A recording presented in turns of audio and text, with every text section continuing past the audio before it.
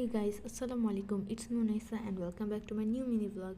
Guys, তোমাদের জন্য আবার একটা ভিজিট ব্লগ নিয়ে চলে আসছি। আমরা আমাদের গ্রামে, দেন এখান থেকে আমরা ঘুরতে যাচ্ছি। আর আজকের প্লেসটা কুতুবদিয়া বিচ। আমরা চলে আসছি, এখন আমরা স্পিড বোটে পার হব। অ্যান্ড সাথে তোমাদের জন্য একটা মিনি ব্লগ শেয়ার করার চেষ্টা করছি।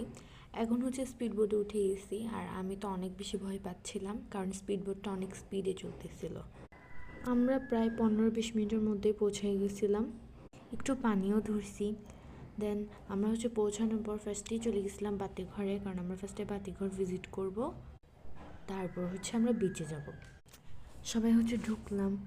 ঢোকার পর জানতে পারছি যে এখনও নাকি এটা উদ্বোধন করা হয়নি, অনেক কাজই বাকি ছিল। বাট তারপরেও আমরা একটু ঘুরছি, দেন নাস্তাও করছি। আর বাতিঘরের পিছনেই ছিল সি বিচ। তো আমাদেরকে একটা দরজা ছিল, এটা খুলে দিচ্ছে সি বিচের। আমরা এদিক দিয়ে সি বিচে গেছি। আমরা কখনোই যাই নাই, তো জানি না ভিউটা কীরকম হবে। তারপর গেলাম।